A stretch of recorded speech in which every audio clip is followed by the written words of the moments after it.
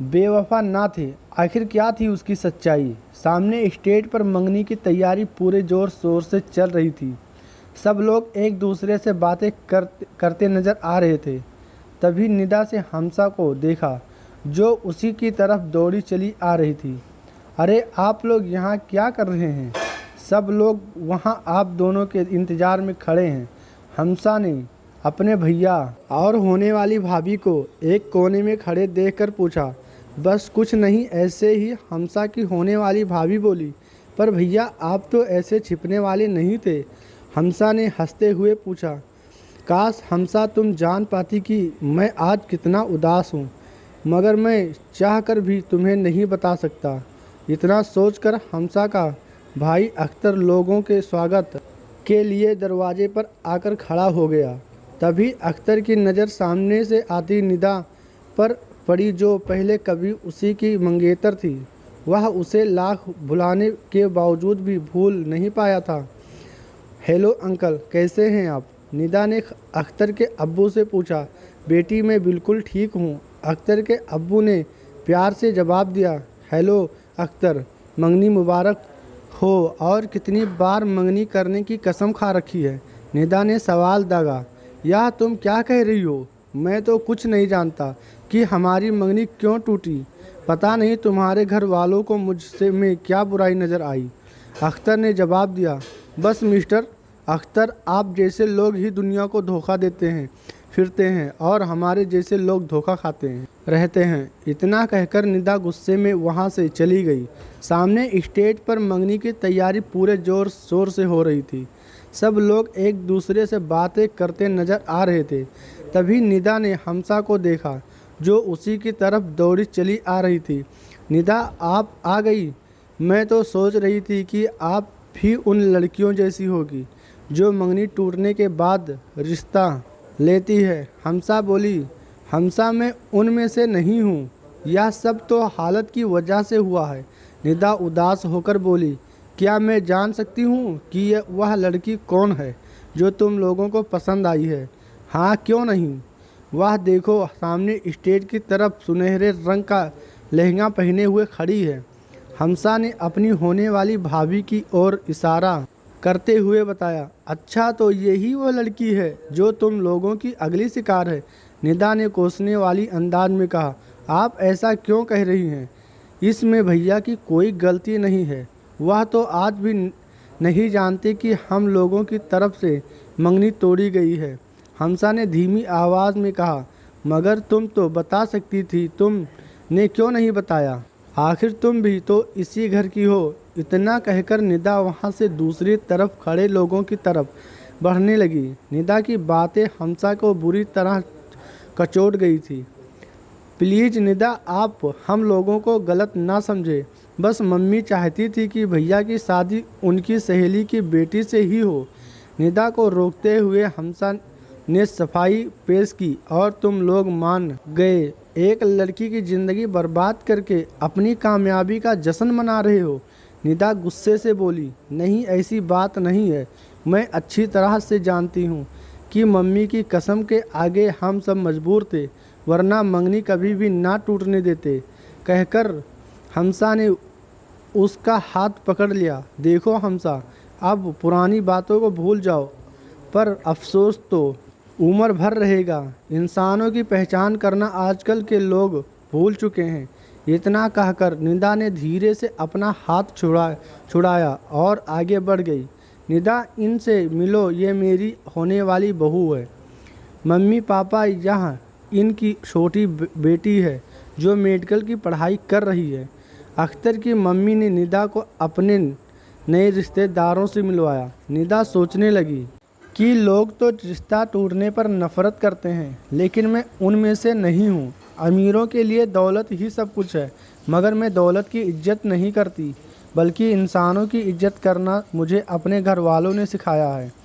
निदा, आप भैया को माफ़ कर दें प्लीज़। हमसा उसके पास आकर फिर मिन्नत भरे लहजे में बोली। हमसा, कैसी बातें करती हो? अब जब मुझे पता चल गया है कि इसमें तुम्हारे भैया की कोई गलती नहीं है, तो माफ़ी मांगने की सवाल ही नहीं उठता।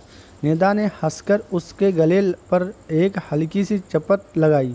कुछ देर ठहर कर निदा फिर बोली, हमसा तुम्हारी मम्मी ने मुझसे रिश्ता तोड़कर बहुत बड़ी गलती की। काश मैं भी अमीर से होती तो यह रिश्ता चंद सिक्कों के लिए ना टूटता। मुझे मालूम है कि आप नाराज़ हैं।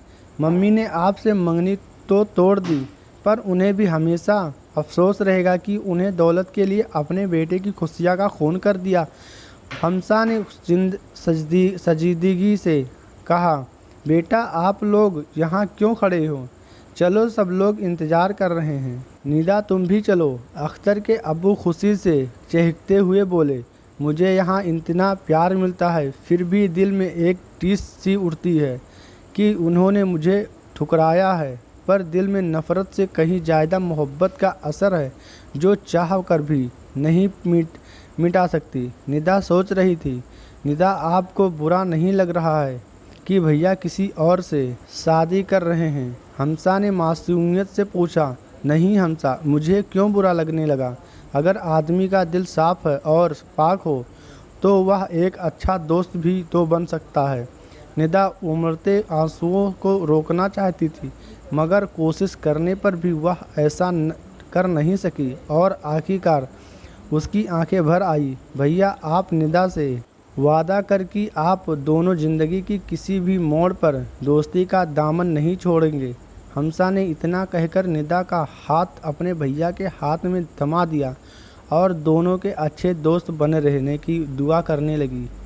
माफ़ कीजिएगा, अब हम एक दूसरे के दोस्त बन गए हैं और दोस्ती में कोई पर्दा नहीं, इसीलिए आप मुझे बेवफा ना समझें तो बेहतर होगी। अख्तर ने कहा, अच्छा आप लोग मेरे बिना दोस्ती कैसे कर सकते हैं? मैं तीसरी दोस्त हूँ। अख्तर की मंगेतर निदा से बोली।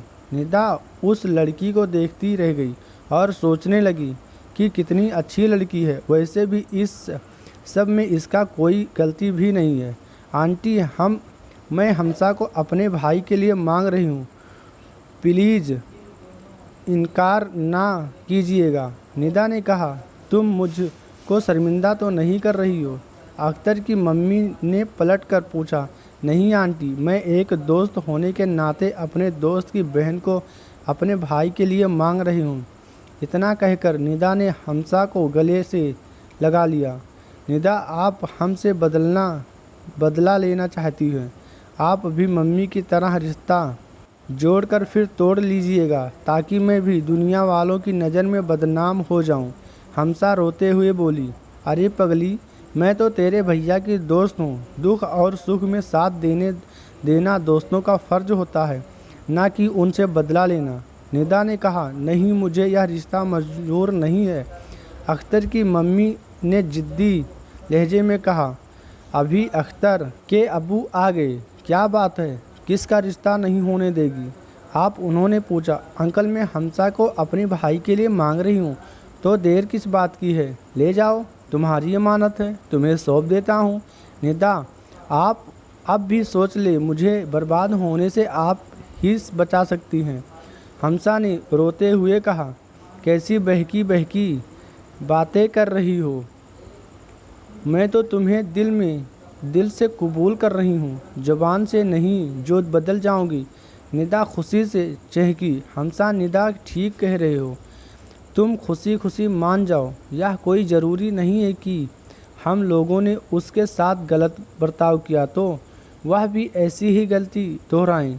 अख्तर हमसा को समझाते हुए कहने लगा, अगर वह भी हमारे जैसी बन जाएगी तब हम और उसमें क्या फ़र्क रहेगा? इतना कहकर अख्तर ने हमसा का हाथ निदा के भाई के हाथों में दे दिया। निदा, हम यह नहीं जानते कि कौन बेवफा था, लेकिन इतना ज़रूर जानते हैं कि हम बेवफा ना थे। अख्तर नज़र झुकाए हुए बोला, भैया आप बेवफा ना थे तो फिर कौन बेवफा था?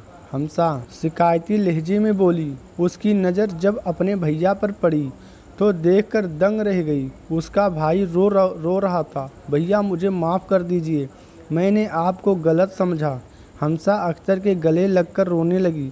सच है कि इंसान को हालात के आगे झुकना पड़ता है, अपनों के लिए बेवफा भी बनना पड़ता है। तो आपको ये कहानी कैसे लगी मुझे कमेंट करके ज़रूर बताइएगा, और ऐसी कहानी सुनने के लिए सब्सक्राइब करना ना भूलिएगा।